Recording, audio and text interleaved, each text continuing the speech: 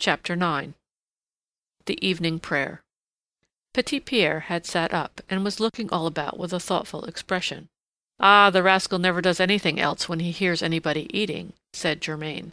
"A cannon shot wouldn't wake him, but move your jaws in his neighborhood, and he opens his eyes at once."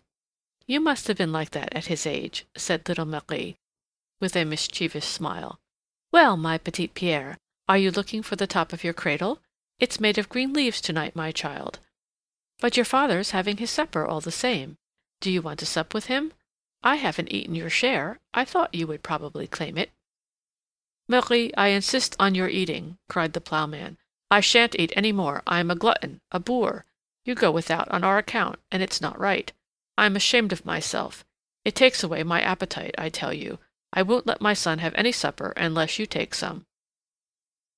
"Let us alone," replied little Marie. "You haven't the key to our appetites. Mine is closed to-day, but your Pierre's is wide open, like a little wolf's. Just see how he goes at it. Oh, he'll be a sturdy ploughman, too." In truth, Petit Pierre soon showed whose son he was, and although he was hardly awake and did not understand where he was or how he came there, he began to devour.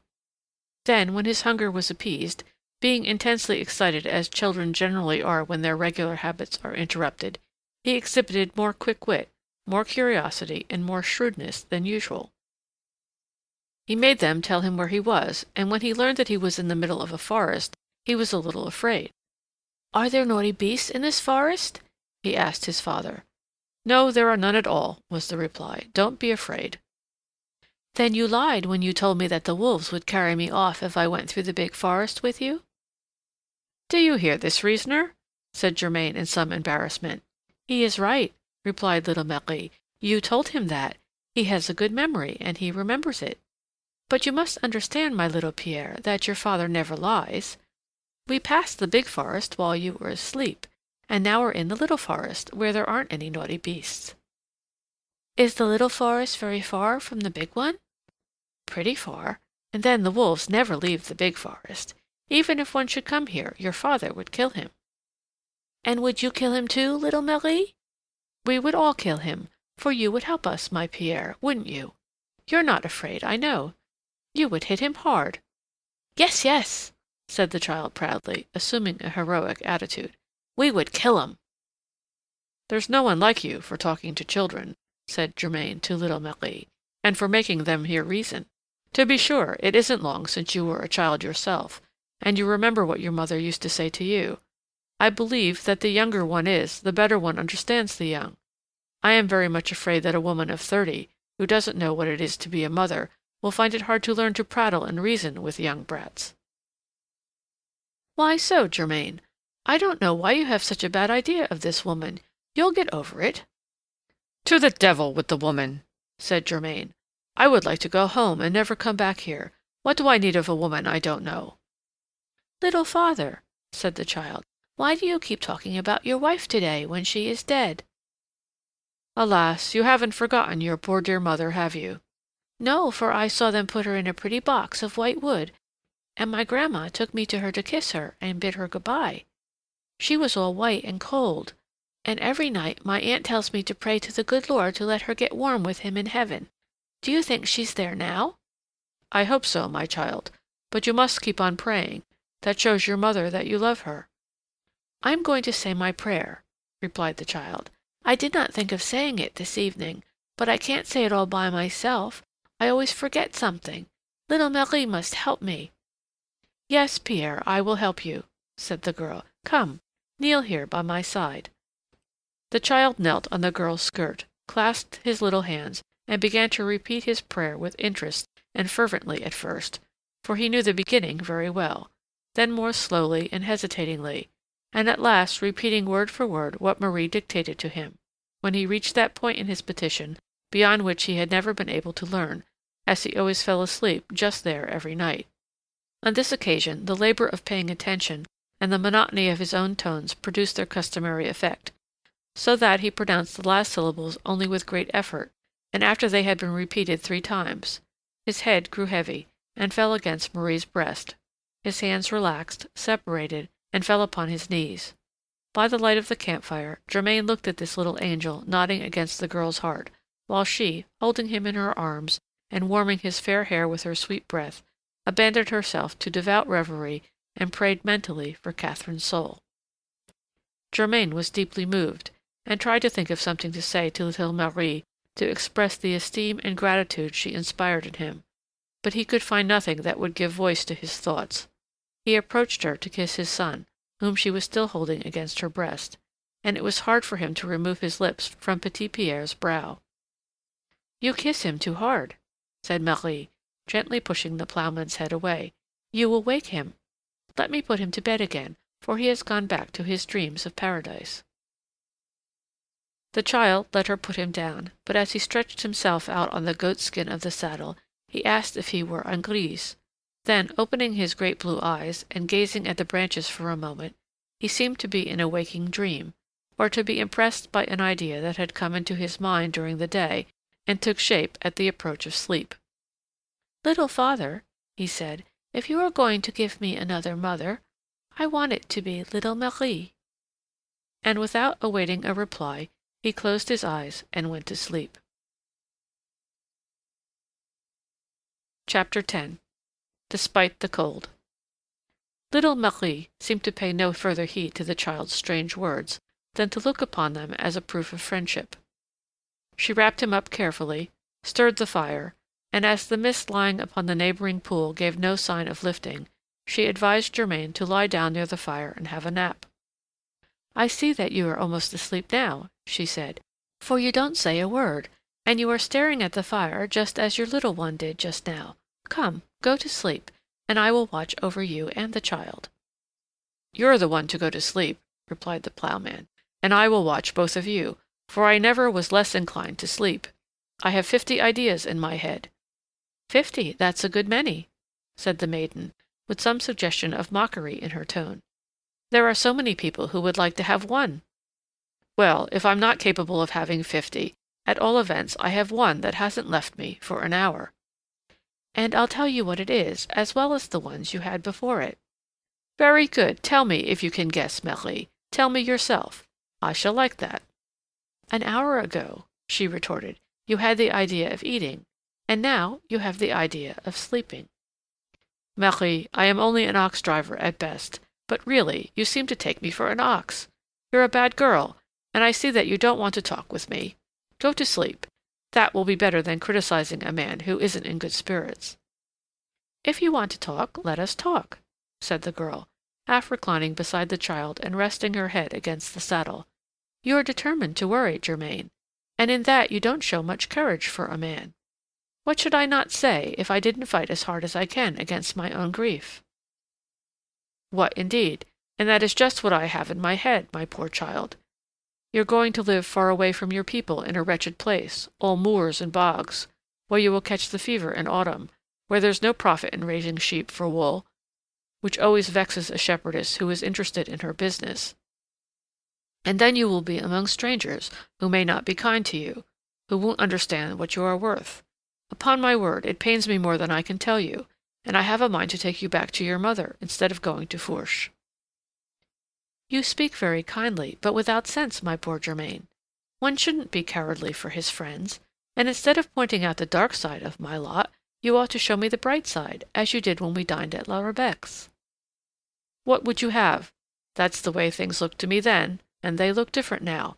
You would do better to find a husband." "That can't be, Germain, as I told you, and as it can't be, I don't think about it."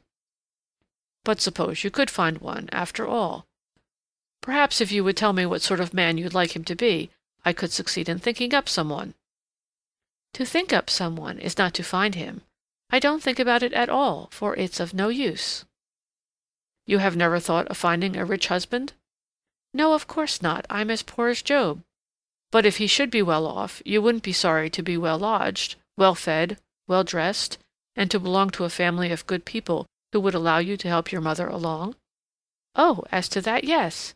To help my mother is my only wish." "And if you should meet such a man, even if he wasn't in his first youth, you wouldn't object very much?" "Oh, excuse me, Germain. That's just the thing I am particular about. I shouldn't like an old man." "An old man, of course not. But a man of my age, for instance?" Your age is old for me, Germain. I should prefer Bastien so far as age goes, though Bastien isn't such a good-looking man as you." "You would prefer Bastien, the swineherd?" said Germain bitterly. "A fellow with eyes like the beasts he tends?" "I would overlook his eyes for the sake of his 18 years." Germain had a horrible feeling of jealousy. "Well, well," he said, "I see that your mind is set on Bastien. It's a queer idea, all the same." "Yes, it would be a queer idea," replied little Marie, laughing heartily. "And he would be a queer husband. You could make him believe whatever you chose. For instance, I picked up a tomato in Monsieur le Cure's garden the other day. I told him it was a fine red apple, and he bit into it like a glutton. If you had seen the wry face he made, mon Dieu, how ugly he was!" "You don't love him, then, as you laugh at him?" "That wouldn't be any reason. But I don't love him. He's cruel to his little sister, and he isn't clean." "Very good. And you don't feel inclined toward anybody else?" "What difference does it make to you, Germain?" "No difference. It's just for something to talk about. I see, my girl, that you have a sweetheart in your head already." "No, Germain, you're mistaken. I haven't one yet. It may come later, but as I shall not marry till I have saved up a little money, it will be my lot to marry late, and to marry an old man." "Well, then, take an old man now." "No, indeed. When I am no longer young myself, it will be all the same to me. Now it would be different."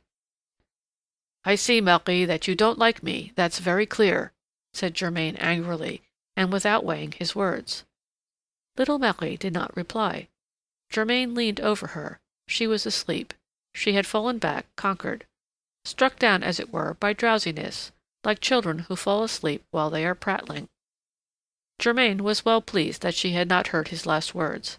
He realized that they were unwise, and he turned his back upon her, trying to change the current of his thoughts. But it was of no avail. He could not sleep, nor could he think of anything else than what he had just said. He walked around the fire 20 times, walked away and returned. At last, feeling as excited as if he had swallowed a mouthful of gunpowder, he leaned against the tree that sheltered the 2 children and watched them sleeping. "I don't know why I never noticed that little Marie is the prettiest girl in the province," he thought. "She hasn't a great deal of color, but her little face is as fresh as a wild rose. What a pretty mouth and what a cunning little nose! She isn't tall for her age, but she's built like a little quail and light as a lark. I don't know why they think so much at home of a tall, stout, red-faced woman. My wife was rather thin and pale, and she suited me above all others. This girl is delicate, but she's perfectly well and as pretty to look at as a white kid. And what a sweet, honest way she has! How well you can read her kind heart in her eyes, even when they are closed in sleep. As for wit, she has more than my dear Catherine had, I must admit, and one would never be bored with her. She's light-hearted, she's virtuous, she's a hard worker, she's affectionate, and she's amusing. I don't see what more one could ask." "But what business have I to think of all that?" resumed Germain, trying to look in another direction. "My father-in-law wouldn't listen to it, and the whole family would treat me as a madman. Besides, she herself wouldn't have me, poor child. She thinks I am too old. She told me so. She isn't interested.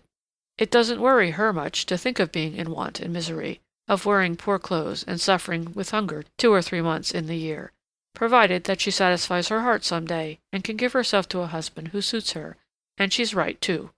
I would do the same in her place. And at this moment, if I could follow my own will, instead of embarking on a marriage that I don't like the idea of, I would choose a girl to my taste." The more Germain strove to argue with himself and calm himself, the less he succeeded. He walked 20 steps away, to lose himself in the mist, and then he suddenly found himself on his knees beside the 2 sleeping children. Once he even tried to kiss Petit Pierre, who had one arm around Marie's neck, and he went so far astray that Marie, feeling a breath as hot as fire upon her lips, awoke and looked at him in terror, understanding nothing of what was taking place within him. "I didn't see you, my poor children," said Germain, quickly drawing back. "I came very near falling on you and hurting you." Little Marie was innocent enough to believe him and went to sleep again. Germain went to the other side of the fire and vowed that he would not stir until she was awake. He kept his word, but it was a hard task. He thought that he should go mad. At last, about midnight, the fog disappeared, and Germain could see the stars shining through the trees. The moon also shook itself clear of the vapors that shrouded it, and began to sow diamonds on the damp moss. The trunks of the oak trees remained in majestic obscurity, but a little farther away the white stems of the birches seemed like a row of phantoms in their shrouds. The fire was reflected in the pool, and the frogs, beginning to become accustomed to it, hazarded a few shrill, timid notes. The knotty branches of the old trees, bristling with pale lichens, crossed and recrossed, like great fleshless arms over our travelers' heads. It was a lovely spot, but so lonely and melancholy that Germain, weary of suffering there, began to sing and to throw stones into the water to charm away the ghastly ennui of solitude. He wanted also to wake little Marie, and when he saw her rise and look about to see what the weather was like, he suggested that they should resume their journey. "In 2 hours," he said, "the approach of dawn will make the air so cold that we couldn't stay here, notwithstanding our fire. Now we can see where we are going, and we shall be sure to find a house where they will let us in, or at least a barn where we can pass the rest of the night under cover." Marie had no wish in the matter, and although she was still very sleepy, she prepared to go with Germain. He took his son in his arms without waking him, and insisted that Marie should come and take a part of his cloak, as she would not take her own from around Petit Pierre. When he felt the girl so near to him, Germain, who had succeeded in diverting his thoughts and had brightened up a little for a moment, began to lose his head again. 2 or 3 times he walked abruptly away from her and left her to walk by herself. Then, seeing that she had difficulty in keeping up with him, he waited for her, drew her hastily to his side, and held her so tight that she was amazed, and angry too, although she dared not say so. As they had no idea in what direction they had started out, they did not know in what direction they were going, so that they passed through the whole forest once more, found themselves again on the edge of the deserted moor, retraced their steps, and, after turning about and walking a long while, they spied a light through the trees. "Good! There's a house," said Germain, "and people already awake, as the fire's lighted. Can it be very late?" But it was not a house. It was their campfire, which they had covered when they left it, and which had rekindled in the breeze. They had walked about for 2 hours, only to find themselves back at their starting point. Chapter 11. In the Open Air. "This time I give it up," said Germain, stamping on the ground. "A spell has been cast on us, that's sure, and we shall not get away from here till daylight. This place must be bewitched." "Well, well, let's not lose our tempers," said Marie, "but let us make the best of it. We'll make a bigger fire. The child is so well wrapped up that he runs no risk, and it won't kill us to pass a night out of doors. Where did you hide the saddle, Germain? In the middle of the holly bushes, you great stupid? It's such a convenient place to go and get it. Here, take the child, while I pull his bed out of the brambles. I don't want you to prick your fingers." "It's all done. Here's the bed, and a few pricks aren't sword cuts," retorted the brave girl. She proceeded to put little Pierre to bed once more. The boy was so sound asleep by that time that he knew nothing about their last journey. Germain piled so much wood on the fire that it lighted up the forest all around, but little Marie was at the end of her strength, and although she did not complain, her legs refused to hold her. She was deathly pale, and her teeth chattered with cold and weakness. Germain took her in his arms to warm her, and anxiety, compassion, an irresistible outburst of tenderness taking possession of his heart, imposed silence on his passions. His tongue was loosened, as if by a miracle, and as all feeling of shame disappeared, he said to her, "Marie, I like you, and I am very unfortunate in not making you like me. If you would take me for your husband, neither father-in-law, nor relations, nor neighbors, nor advice could prevent me from giving myself to you. I know you would make my children happy, and teach them to respect their mother's memory, and as my conscience would be at rest, I could satisfy my heart. I have always been fond of you, and now I am so in love with you that if you should ask me to spend my life fulfilling your 1,000 wishes, I would swear on the spot to do it. Pray, pray see how I love you and forget my age. Just think what a false idea it is that people have that a man of 30 is old. Besides, I am only 28. A girl is afraid of being criticized for taking a man 10 or 12 years older than she is, because it isn't the custom of the province. But I have heard that in other places they don't think about that. On the other hand, they prefer to give a young girl for her support, a sober-minded man, and one whose courage has been put to the test, rather than a young fellow who may go wrong, and turn out to be a bad lot instead of the nice boy he is supposed to be. And then, too, years don't always make age. That depends on a man's health and strength. When a man is worn out by overwork and poverty, or by evil living, he is old before he's 25, while but you're not listening to me, Marie. Yes, I am, Germain. I hear what you say, replied little Marie. But I am thinking of what my mother has always told me, that a woman of 60 is much to be pitied when her husband is 70 or 75 and can't work any longer to support her. He grows infirm, and she must take care of him at an age when she herself is beginning to have great need of care and rest. That is how people come to end their lives in the gutter. Parents are right to say that, I agree, Marie, said Germain. But after all, they would sacrifice the whole of youth, which is the best part of life, to provide against what may happen at an age when one has ceased to be good for anything, and when one is indifferent about ending his life in one way or another. But I am in no danger of dying of hunger in my old age.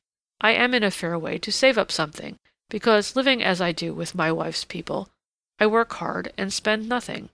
Besides, I will love you so well, you know, that will prevent me from growing old. They say that when a man's happy he retains his youth, and I feel that I am younger than Bastien just from loving you.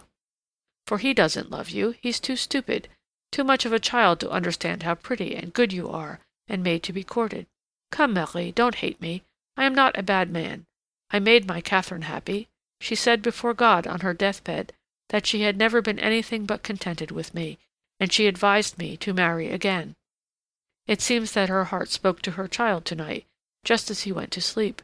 Didn't you hear what he said? And how his little mouth trembled, while his eyes were looking at something in the air that we couldn't see? He saw his mother, you may be sure, and she made him say that he wanted you to take her place. Germain, Marie replied, greatly surprised, and very grave, you talk straightforwardly, and all you say is true. I am sure that I should do well to love you, if it wouldn't displease your relations too much. But what would you have me do? My heart says nothing to me for you. I like you very much, but although your age doesn't make you ugly, it frightens me. It seems to me as if you were something like an uncle or godfather to me, that I owe you respect, and that there would be times when you would treat me as a little girl rather than as your wife and your equal. And then my girl-friends would laugh at me, perhaps, and although it would be foolish to pay any attention to that, I think I should be ashamed and a little bit sad on my wedding day. Those are childish reasons. You talk exactly like a child, Marie. Well, yes, I am a child, she said, and that is just why I am afraid of a man who knows too much. You see, I'm too young for you are finding fault with me already for talking foolishly. I can't have more sense than belongs to my years. Alas, mon Dieu! How I deserve to be pitied for being so awkward and for my ill success in saying what I think. Marie, you don't love me, that's the fact. You think I am too simple and too dull. If you loved me a little, you wouldn't see my defects so plainly. But you don't love me, you see. Well, it isn't my fault, she replied, a little wounded by his dropping the familiar form of address he had hitherto used. I do the best I can while I listen to you, but the harder I try, the less able I am to make myself believe that we ought to be husband and wife. Germain did not reply. He hid his face in his hand, and it was impossible for little Marie to tell whether he was crying or sulking or asleep. She was a little disturbed to see him so depressed, and to be unable to divine what was going on in his mind. But she dared say no more to him, and as she was too much astonished by what had taken place to have any desire to go to sleep again, she waited impatiently for daybreak, continuing to keep up the fire and watching the child, whom Germain seemed to have forgotten. Germain, meanwhile, was not asleep. He was not reflecting on his lot, nor was he devising any bold stroke or any plan of seduction. He was suffering keenly. He had a mountain of ennui upon his heart. He wished he were dead. Everything seemed to be turning out badly for him, and if he could have wept, he would not have done it by halves. but there was a little anger with himself mingled with his suffering, and he was suffocating, unable and unwilling to complain. When day broke and the noise in the fields announced the fact to Germain, he took his hands from his face and rose. He saw that little Marie had not slept either, but he could think of nothing to say to her to show his solicitude. He was utterly discouraged. He concealed Grise's saddle in the bushes once more, took his bag over his shoulder, and said, taking his son's hand, "Now, Marie, we'll try and finish our journey. Do you want me to take you to Ormeaux?" "We will go out of the woods together," she replied, "and when we know where we are, we will go our separate ways." Germain said nothing. He was wounded because the girl did not ask him to escort her to Ormeaux, and he did not realize that he had made the offer in a tone that seemed to challenge a refusal. A woodcutter, whom they met within 200 paces, pointed out the path they must take, and told them that after crossing the great meadow they had only to go, in the one case straight ahead, in the other to the left, to reach their respective destinations, which, by the way, were so near together that the houses at Fourche could be distinctly seen from the farm of Ormeaux, and vice versa. When they had thanked the woodcutter and passed on, he called them back to ask if they had not lost a horse. "I found a fine gray mare in my yard," he said, "where she may have gone to escape the wolf. My dogs barked all night long, and at daybreak I saw the beast under my shed. She's still there. Go and look at her, and if you know her, take her." Germain, having described Grise, and being convinced that it was really she, started back to get his saddle. Little Marie thereupon offered to take the child to Ormeaux, where he could come and get him after he had paid his respects at Fourche. "He isn't very clean after the night we have passed," she said. "I will brush his clothes, wash his pretty little face, and comb his hair, and when he's all spick and span you can present him to your new family." "How do you know that I am going to Fourche?" rejoined Germain testily. "Perhaps I shan't go there." "Oh, yes, Germain, you ought to go, and you will," said the girl. "You are in a great hurry to have me married to somebody else, so that you can be sure I won't make myself a nuisance to you. Come, come, Germain, don't think any more about that. That's an idea that came to you in the night, because our unpleasant adventure disturbed your wits a little. But now you must be reasonable again. I promise to forget what you said to me and never to mention it to any one." "Oh, mention it if you choose. I am not in the habit of taking back what I say. What I said to you was true and honest, and I shan't blush for it before any one." "Very good. But if your wife knew that you had thought of another woman just at the moment you called on her, it might turn her against you. So be careful what you say now. Don't look at me like that, with such a strange expression, before other people. Think of Père Maurice, who relies on your obedience, and who would be very angry with me if I turned you from doing as he wants you to. Good-bye, Germain. I'll take Petit Pierre with me so as to force you to go to Fourche. I keep him as a pledge." "Do you want to go with her?" said the ploughman to his son, seeing that he was clinging to little Marie's hands and following her resolutely. "Yes, father," replied the child, who had been listening and understood in his own way what they had been saying unsuspectingly before him. "I am going with my darling Marie. You can come and get me when you're done getting married, but I want Marie to be my little mother just the same." "You see that he wants it to be so," Germain said to the young girl. "Listen, Petit Pierre," he added, "I want her to be your mother and stay with you always. She's the one that isn't willing. Try to make her do what I want her to." "Don't you be afraid, papa. I'll make her say yes. Little Marie always does what I want her to." He walked away with the girl. Germain was left alone, more depressed and irresolute than ever. End of chapters 9, 10, and 11 of The Devil's Pool. Chapter 12. The Village Lioness. However, when he had repaired the disorder of travel in his clothes and his horse's accoutrements, when he was mounted upon Grise and had ascertained the road to Fourche, he reflected that there was no drawing back, and that he must forget that night of excitement as a dangerous dream. He found Père Léonard in the doorway of his white house, sitting on a pretty wooden bench painted spinach green. There were 6 stone steps leading to the front door, showing that the house had a cellar. The wall between the garden and hemp field was rough cast with lime and pebbles. It was an attractive place. One might almost have taken it for the abode of a substantial bourgeois. Germain's prospective father-in-law came to meet him, and after 5 minutes spent in questioning him concerning his whole family, he added this phrase, invariably used to question courteously those whom one meets as to the object of their journey. "So you have come out this way for a little ride, eh?"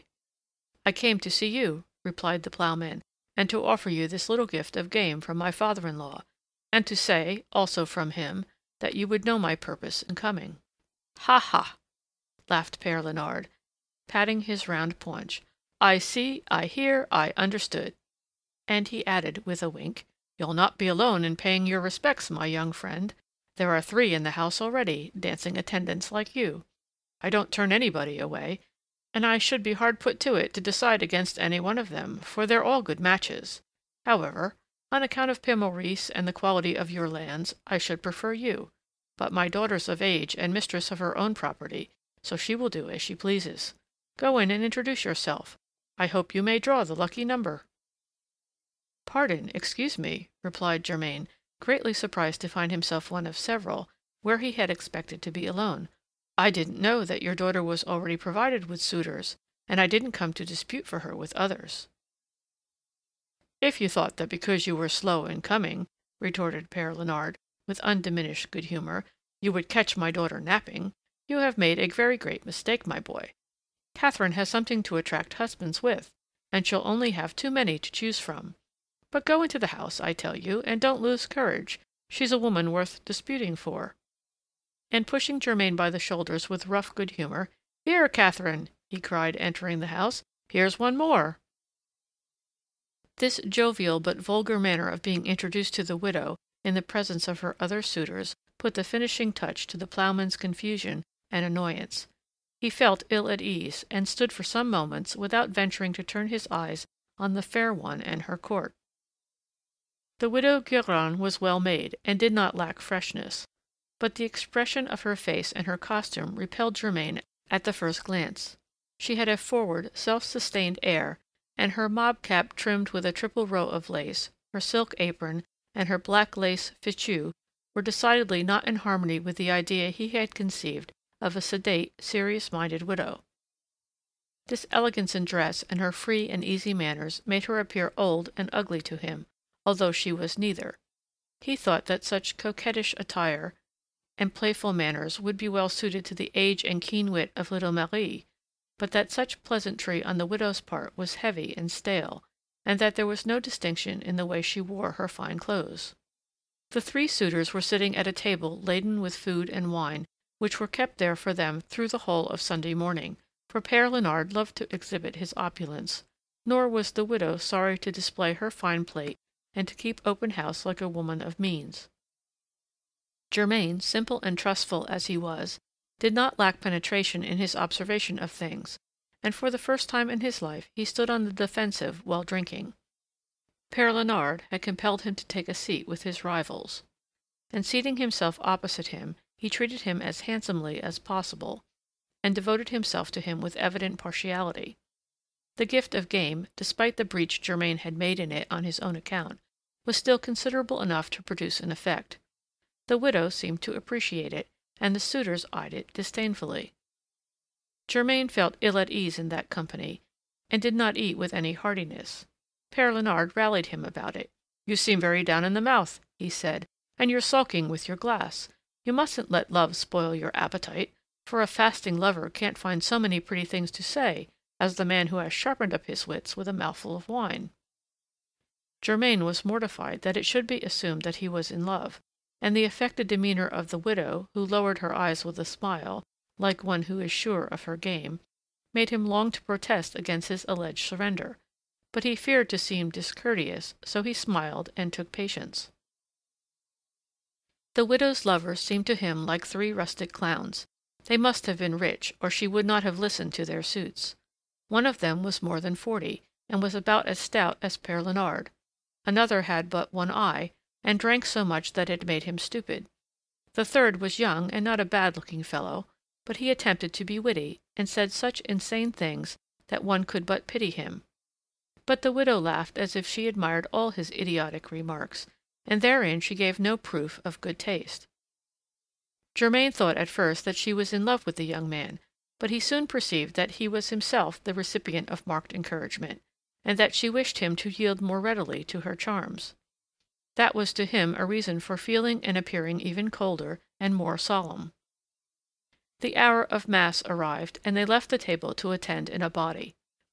They had to go to Mer, a good half-league away, and Germain was so tired that he would have been glad of an opportunity to take a nap first, but he was not in the habit of being absent from mass, and he started with the others. The roads were filled with people, and the widow walked proudly along, escorted by her 3 suitors, taking the arm of one, then of another, bridling up and carrying her head high. She would have been very glad to exhibit the 4th to the passers-by, but it seemed so ridiculous to be paraded thus in company by a petticoat in everybody's sight that he kept at a respectable distance, talking with Père Léonard and finding a way to divert his thoughts and occupy his mind so that they did not seem to belong to the party. Chapter 13. The Master. When they reached the village, the widow stopped to wait for them. She was determined to make her entry with her whole suite, but Germain, refusing to afford her that satisfaction, left Père Léonard, spoke with several people of his acquaintance, and entered the church by another door. The widow was vexed with him. After the mass, she made her appearance in triumph on the greensward where dancing was in progress, and opened 3 successive dances with her 3 lovers. Germain watched her and concluded that she danced well, but with affectation. "Well," said Léonard, clapping him on the shoulder, "so you don't ask my daughter to dance? You are altogether too bashful." "I don't dance since I lost my wife," the ploughman replied. "Oh, but when you're looking for another, mourning's at an end in your heart as well as in your clothes."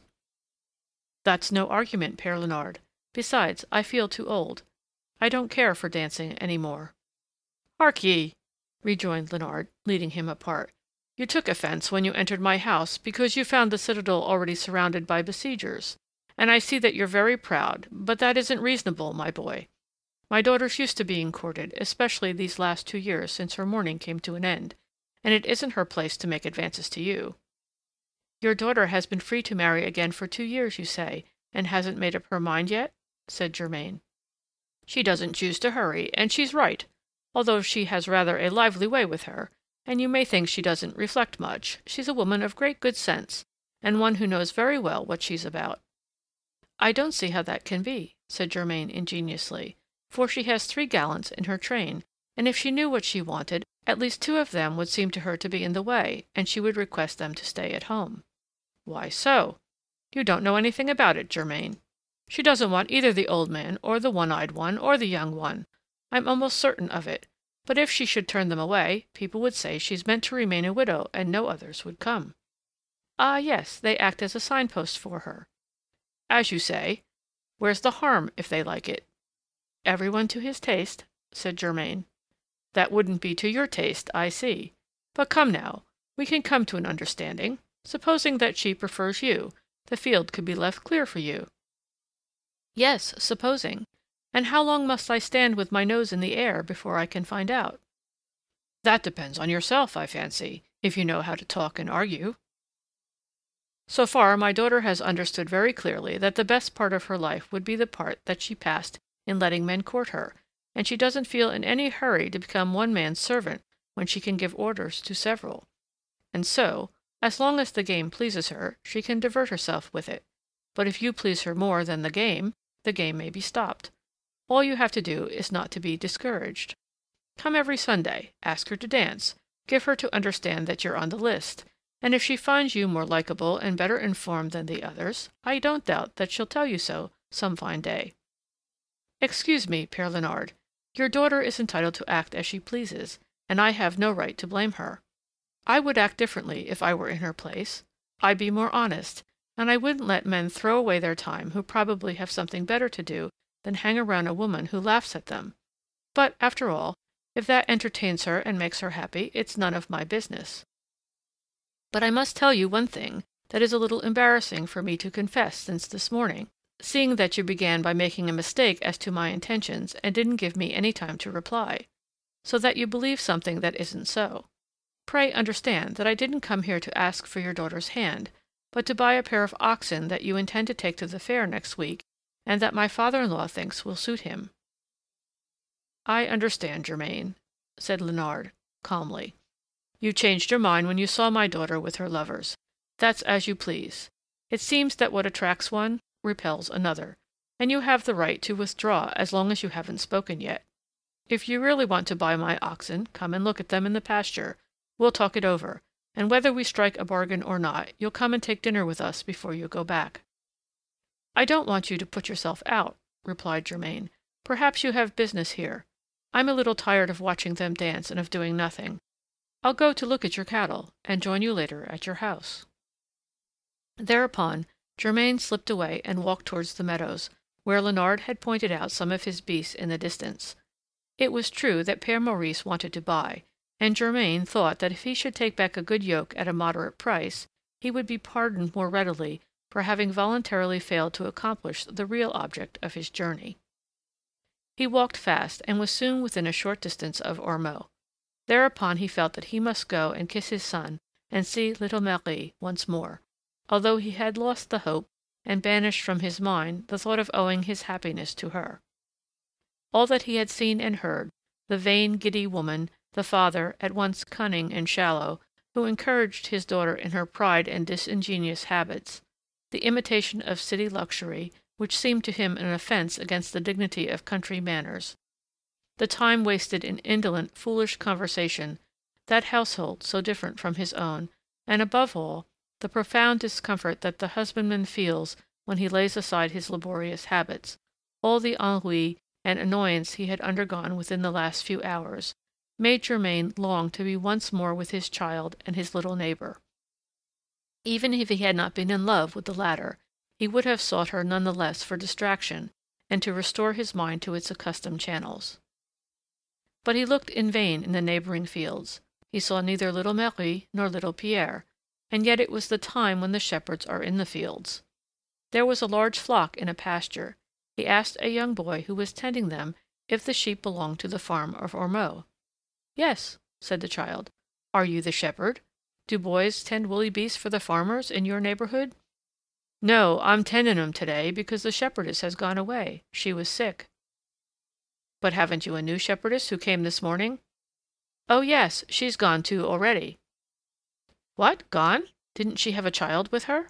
"Yes, a little boy," he cried. "They both went away after they'd been here 2 hours." "Where did they go?" "Where they came from, I suppose. I didn't ask 'em." "But what did they go away for?" said Germain with increasing anxiety. "Why, how do I know? Didn't they agree about wages? But that must have been agreed on beforehand."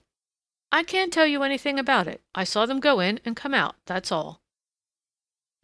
Germain went on to the farm and questioned the farm hands. No one could explain what had happened, but all agreed that, after talking with the farmer, the girl had gone away without saying a word, taking with her the child, who was weeping. "Did they ill-treat my son?" cried Germain, his eyes flashing fire. "He was your son, was he? How did he come to be with that girl? Where are you from, and what's your name?" Germain, seeing that his questions were answered by other questions, according to the custom of the country, stamped his foot impatiently and asked to speak with the master. The master was not there. He was not in the habit of staying the whole day when he came to the farm. He had mounted his horse and ridden off to some other of his farms.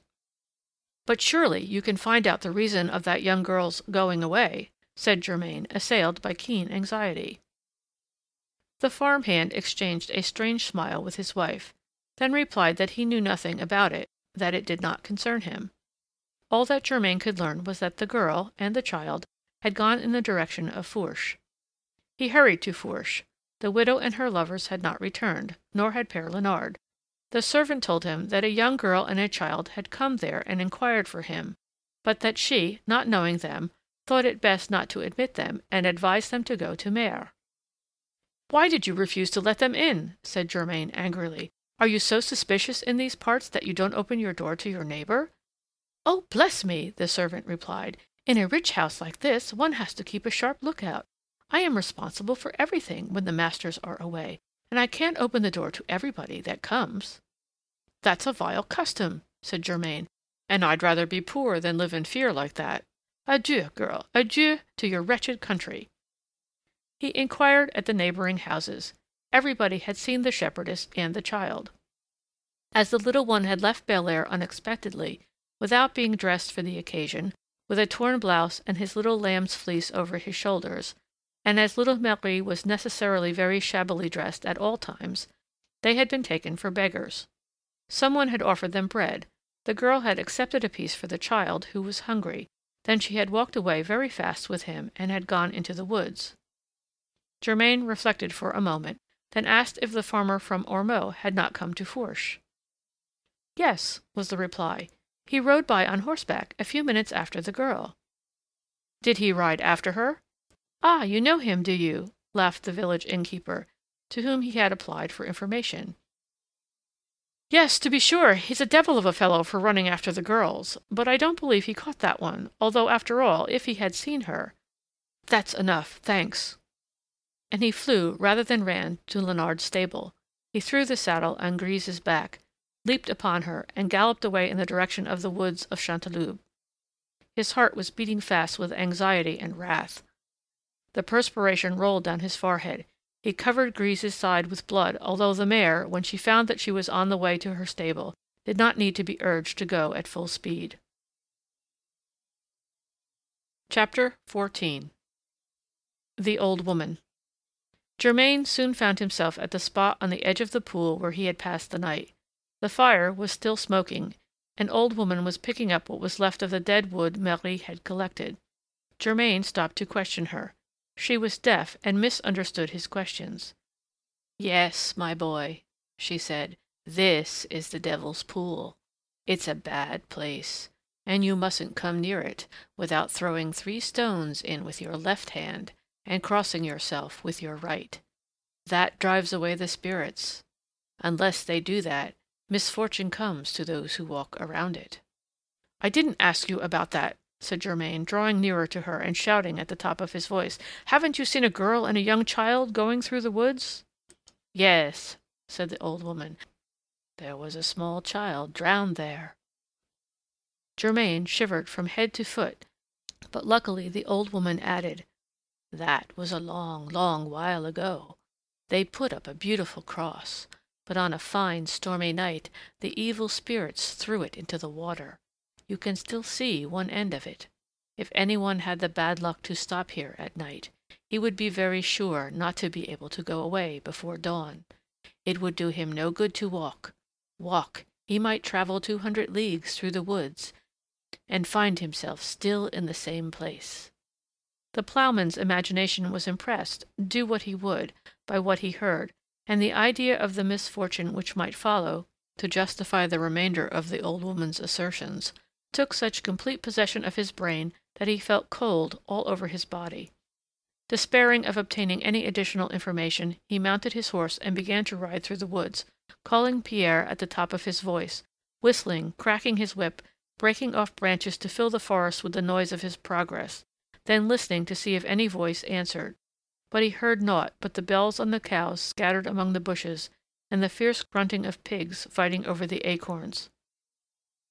At last Germain heard behind him the footsteps of a horse following in his track, and a man of middle age, swarthy, robust, dressed like a semi-bourgeois, shouted to him to stop. Germain had never seen the farmer of Ormeaux, but an angry instinct led him to determine at once that it was he. He turned, and eyeing him from head to foot, waited to hear what he had to say to him. "Haven't you seen a young girl of 15 or 16 with a little boy pass this way?" said the farmer, affecting an indifferent manner, though he was visibly moved. "What do you want of her?" demanded Germain, not seeking to disguise his indignation. "I might tell you that that was none of your business, my friend, but as I have no reason to hide it, I will tell you that she's a shepherdess I hired for the year without knowing her. When she came to the farm, she seemed to me too young and not strong enough for the work. I thanked her, but I insisted on paying her what her little journey had cost, and she went off in a rage while my back was turned. She was in such a hurry that she even forgot part of her things, and her purse, which hasn't very much in it, to be sure, a few sous, I suppose. But as I had business in this direction, I thought I might meet her, and give her what she forgot and what I owe her." Germain was too honest a soul not to hesitate when he heard that story, which was possible, at least, if not very probable. He fixed a piercing gaze on the farmer, who bore his scrutiny with much impudence, or else with perfect innocence. "I want to have a clear conscience," said Germain to himself, and restraining his indignation, he continued aloud. "She's a girl from our neighborhood. I know her. She must be somewhere about here. Let us go on together. We shall find her, I've no doubt."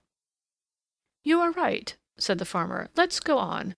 But if we don't find her at the end of the path, I give it up, for I must take the Ardentes road." "Oh ho," thought the ploughman, "I won't leave you, even if I should have to twist around the Devil's Pool with you for 24 hours. "Stay," said Germain suddenly, fixing his eyes on a clump of firs which was moving back and forth in a peculiar way. "Hola, hola, Petit Pierre, my child, is that you?" The child, recognizing his father's voice, leaped out of the bushes like a kid, but when he saw that he was with the farmer, he stopped as if in terror, and stood still, uncertain what to do. "Come, my Pierre, come, it's me!" cried the ploughman, riding toward him and leaping down from his horse to take him in his arms. "And where's little Marie?" "She's hiding there, because she's afraid of that bad black man, and so am I." "Oh, don't you be afraid, I am here. Marie, Marie, it is me!" Marie came crawling out from the bushes, and as soon as she saw Germain, whom the farmer was following close, she ran and threw herself into his arms, and clinging to him like a daughter to her father, she exclaimed, "Ah, my good Germain, you will defend me. I'm not afraid with you." Germain shuddered. He looked at Marie. She was pale. Her clothes were torn by the brambles through which she had run, seeking the thickest underbrush, like a doe with the hunters on her track. But there was neither despair nor shame on her face. "Your master wants to speak to you," he said, still watching her features. "My master?" she said proudly. "That man is not my master, and never will be. You are my master, you, Germain. I want you to take me back with you. We'll work for you for nothing." The farmer had ridden forward, feigning some impatience. "Ah, little one," he said, "you forgot something which I have brought you." "No, no, monsieur," replied little Marie, "I didn't forget anything, and there's nothing I want to ask you for." "Hark ye a minute," said the farmer. "I have something to say to you. Come, don't be afraid, just 2 words." "You can say them out loud. I have no secrets with you." "Come and get your money, at least." "My money? You don't owe me anything, thank God." "I suspected as much," said Germain in an undertone. "But never mind, Marie. Listen to what he has to say to you, for my part, I am curious to find out. You can tell me afterward. I have my reasons for that. Go beside his horse. I won't lose sight of you." Marie took 3 steps toward the farmer, who said to her, leaning forward on the pommel of his saddle, and lowering his voice, "Here's a bright louis d'or for you, little one. You won't say anything, understand? I'll say that I concluded you weren't strong enough for the work on my farm, and don't let anything more be said about it. I'll come and see you again one of these days, and if you haven't said anything, I'll give you something else. And then, if you're more reasonable, you'll only have to say the word. I will take you home with me, or else come and talk with you in the pasture at dusk. What present shall I bring you?" "There is my gift to you, monsieur," replied little Marie aloud, throwing his louis d'or in his face with no gentle hand. "I thank you very much, and I beg you to let me know beforehand when you are coming our way. All the young men in my neighborhood will turn out to receive you, because our people are very fond of bourgeois who try to make love to poor girls. You'll see, they'll be on the lookout for you." "You're a liar and a silly babbler," said the farmer in a rage, raising his stick threateningly. "You'd like to make people believe what isn't true, but you won't get any money out of me. I know your kind." Marie had recoiled in terror, but Germain darted to the farmer's horse's head, seized the rein, and shook it vigorously. "I understand now," he said, "and I see plainly enough what the trouble was. Dismount, my man. Come down and let us have a talk." The farmer was by no means anxious to take a hand in the game. He spurred his horse in order to free himself, and tried to strike the ploughman's hand with his stick and make him relax his hold, but Germain eluded the blow, and taking him by the leg, unhorsed him, and brought him to the heather, where he knocked him down. although the farmer was soon upon his feet again and defended himself sturdily. "Coward!" said Germain when he had him beneath him. "I could break every bone in your body if I chose, but I don't like to harm anybody, and besides, no punishment would mend your conscience. However, you shan't stir from this spot until you have asked this girl's pardon on your knees." The farmer, who was familiar with affairs of that sort, tried to turn it off as a joke. He claimed that his offense was not so very serious, as it consisted only in words, and said that he was willing to beg the girl's pardon, on condition that he might kiss her and that they should all go and drink a pint of wine at the nearest inn and part good friends. "You disgust me," replied Germain, pressing his face against the ground, "and I long to see the last of your ugly face. There, blush if you can, and you had better take the road of the affronteux when you come to our town." He picked up the farmer's holly staff, broke it across his knee to show the strength of his wrists, and threw the pieces away with a contemptuous gesture. Then taking his son's hand in one of his, and little Marie's in the other, he walked away, trembling with indignation. End of chapters 12 through 14 of The Devil's Pool. Chapter 15. The Return to the Farm. Within a quarter of an hour they had crossed the moors. They trotted along the high road, and Grise neighed at every familiar object. Petit Pierre told his father what had taken place, so far as he had been able to understand it. "When we got there," he said, "that man came and talked to my Marie in the sheepfold, where we went first to see the fine sheep. I'd got up into the crib to play, and that man didn't see me. Then he said good day to my Marie, and then he kissed her." "You let him kiss you, Marie?" said Germain, trembling with anger.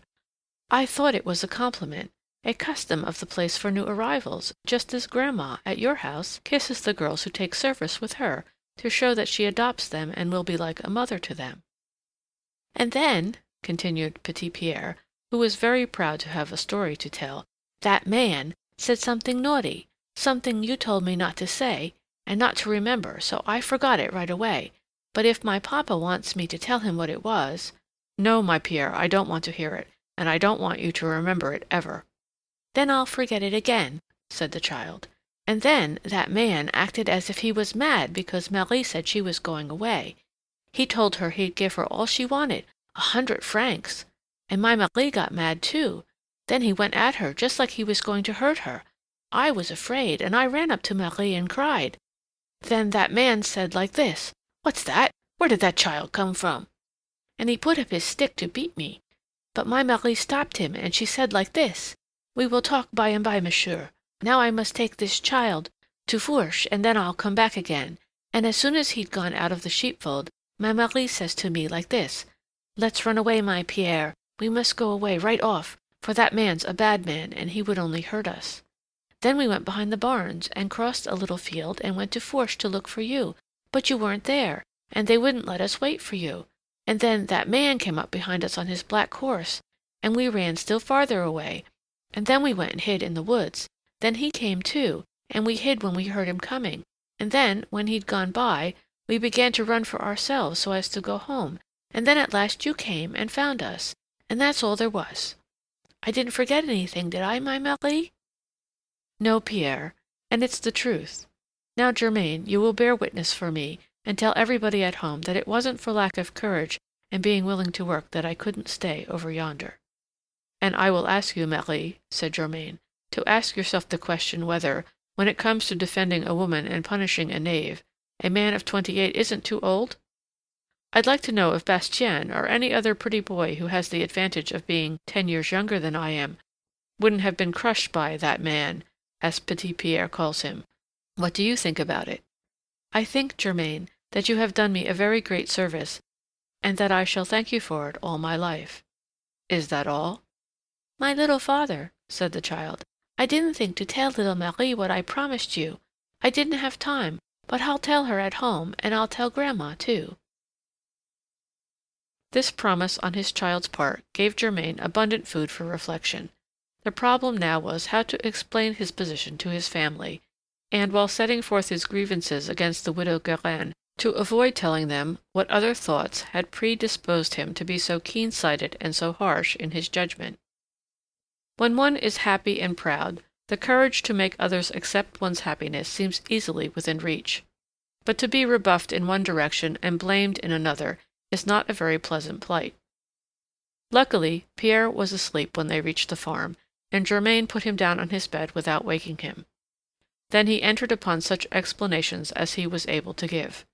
Père Maurice, sitting upon his three-legged stool in the doorway, listened gravely to him, and although he was ill-pleased with the result of the expedition, when Germain, after describing the widow's system of coquetry, asked his father-in-law if he had time to go and pay court to her 52 Sundays in the year, with the chance of being dismissed at the end of the year, the old man replied, nodding his head in token of assent, "You are not wrong, Germain. That couldn't be."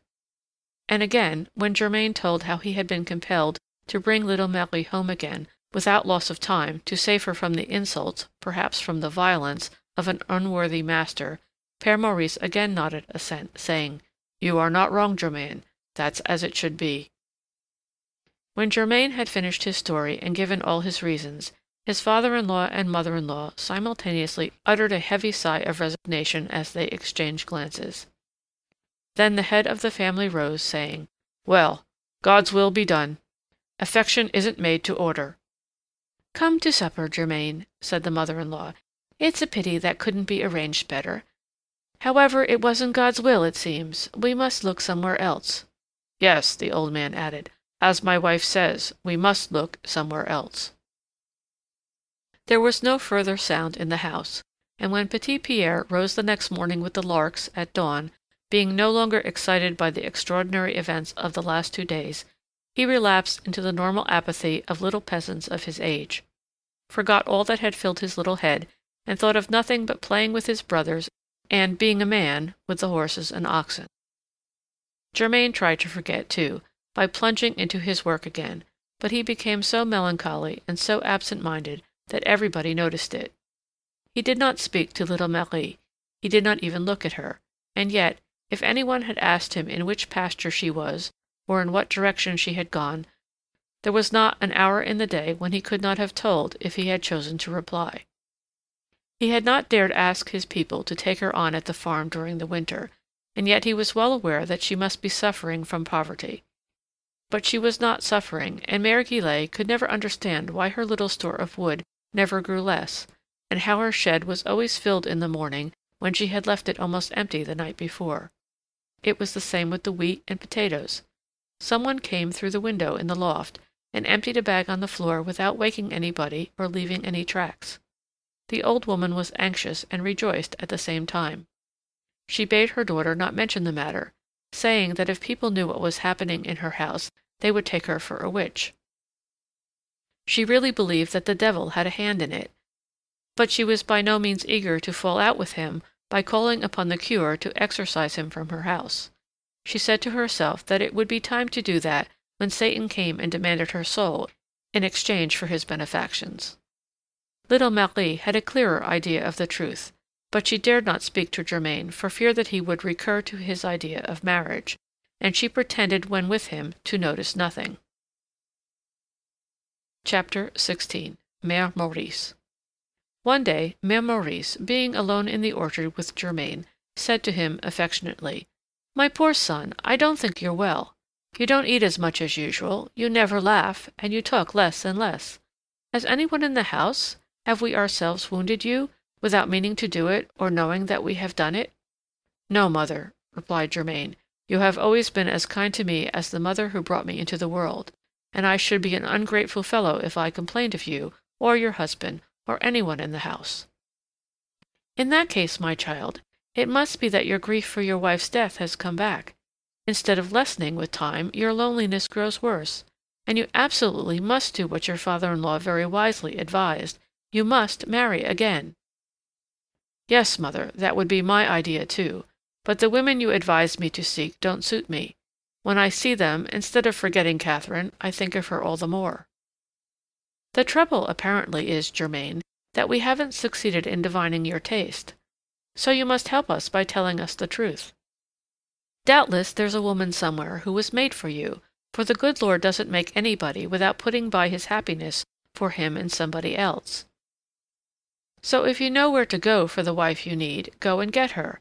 Whether she's pretty or ugly, young or old, rich or poor, we have made up our minds, my old man and I, to give our consent, for we're tired of seeing you so sad, and we can't live at peace if you are not." "You are as good as the good Lord, mother, and so is father," replied Germain. "But your compassion can't cure my trouble. The girl I would like won't have me." "Is it because she's too young?" "It's unwise for you to put your thoughts on a young girl." "Well, yes, mother, I am foolish enough to have become attached to a young girl, and I blame myself for it.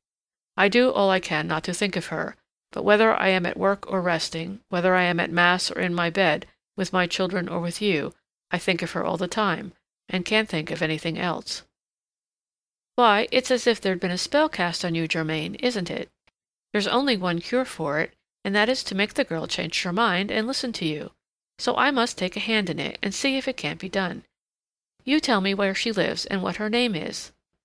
"Alas, my dear mother, I don't dare," said Germain, "for you'll laugh at me." "No, I won't laugh at you, Germain, because you're in trouble, and I don't want to make it any worse for you. Can it be Fanchette?" "No, mother, not her." "Or Rosette?" "No." "Tell me then, for I won't stop if I have to name all the girls in the province." Germain hung his head and could not make up his mind to reply. "Well," said Mère Maurice, "I leave you in peace for to-day, Germain. Perhaps to-morrow you will feel more like trusting me, or your sister-in-law will show more skill in questioning you." And she picked up her basket to go and stretch her linen on the bushes. Germain acted like children who make up their minds when they see that you have ceased to pay any attention to them. He followed his mother-in-law, and at last gave her the name in fear and trembling, La Guillette's little Marie.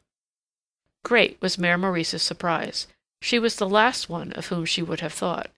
But she had the delicacy not to cry out at it, and to make her comments mentally. Then, seeing that her silence was oppressive to Germain, she held out her basket to him, saying, "Well, is that any reason why you shouldn't help me in my work? Carry this load, and come and talk with me. Have you reflected, Germain? Have you made up your mind?" "Alas, dear mother, that's not the way you must talk. My mind would be made up if I could succeed, but as I shouldn't be listened to, I have made up my mind simply to cure myself if I can." "And if you can't?" "Everything in its time, Mère Maurice. When the horse is overloaded, he falls, and when the ox has nothing to eat, he dies." "That is to say that you will die if you don't succeed, eh? God forbid, Germain! I don't like to hear a man like you say such things as that, because when he says them, he thinks them. You're a very brave man, and weakness is a dangerous thing in strong men. Come, take hope. I can't imagine how a poor girl, who is much honored by having you want her, can refuse you." "It's the truth, though. She does refuse me." "What reasons does she give you?"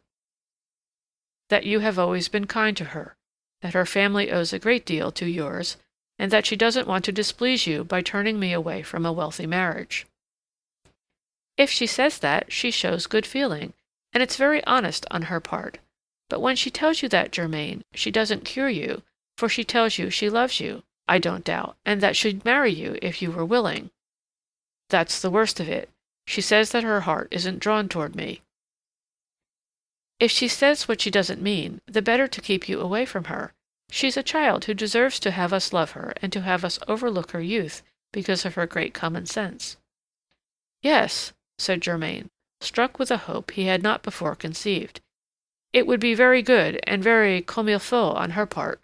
But if she's so sensible, I'm very much afraid it's because she doesn't like me." "Germain," said Mère Maurice, "you must promise to keep quiet the whole week and not worry, but eat and sleep and be gay as you used to be. I'll speak to my old man, and if I bring him round, then you can find out the girl's real feeling with regard to you."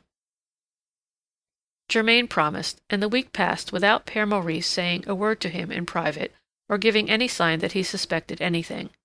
The ploughman tried hard to seem tranquil, but he was paler and more perturbed than ever. Chapter 17. Little Marie. At last, on Sunday morning, as they came out from mass, his mother-in-law asked him what he had obtained from his sweetheart since their interview in the orchard. "Why, nothing at all," he replied. "I haven't spoken to her." How do you expect to persuade her, pray, if you don't speak to her?" "I have never spoken to her but once," said Germain. "That was when we went to Fourche together, and since then I haven't said a single word to her. Her refusal hurt me so, that I prefer not to hear her tell me again that she doesn't love me." "Well, my son, you must speak to her now. Your father-in-law authorizes you to do it. Come, make up your mind. I tell you to do it, and if necessary, I insist on it, for you can't remain in this state of doubt." Germain obeyed. He went to Mère Guillette's with downcast eyes and an air of profound depression. Little Marie was alone in the chimney corner, musing so deeply that she did not hear Germain come in. When she saw him before her, she leaped from her chair in surprise, and her face flushed. "Little Marie," he said, sitting beside her, "I have pained you and wearied you, I know. But the man and the woman at our house," so designating the heads of the family in accordance with custom, "want me to speak to you and ask you to marry me. You won't be willing to do it, I expect that."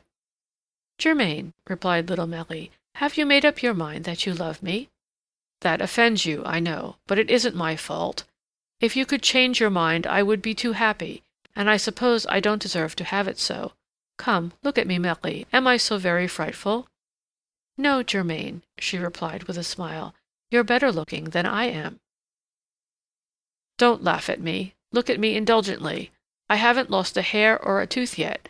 My eyes tell you that I love you. Look into my eyes. It's written there, and every girl knows how to read that writing." Marie looked into Germain's eyes with an air of playful assurance. Then she suddenly turned her head away and began to tremble. "Ah, mon Dieu, I frighten you," said Germain. "You look at me as if I were the farmer of Ormeaux. Don't be afraid of me, I beg of you. That hurts me too much. I won't say bad words to you. I won't kiss you against your will, and when you want me to go away, you have only to show me the door. Tell me, must I go out so that you stop trembling?" Marie held out her hand to the ploughman, but without turning her head, which was bent toward the fireplace, and without speaking. "I understand," said Germain. "You pity me, for you are kind-hearted. You are sorry to make me unhappy, but still you can't love me, can you?" "Why do you say such things to me, Germain?" little Marie replied at last. "Do you want to make me cry?" "Poor little girl, you have a kind heart, I know, but you don't love me, and you hide your face from me because you're afraid to let me see your displeasure and your repugnance.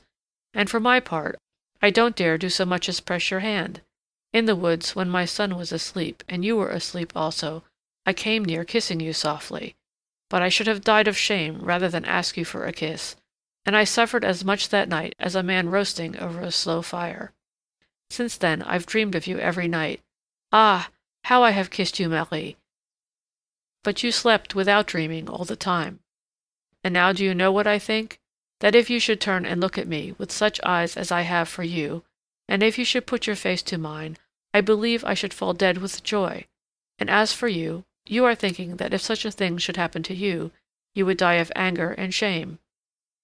Germain talked as if he were dreaming, and did not know what he said. Little Marie was still trembling, but as he was trembling even more than she, he did not notice it. Suddenly she turned. She was all in tears, and looked at him with a reproachful expression.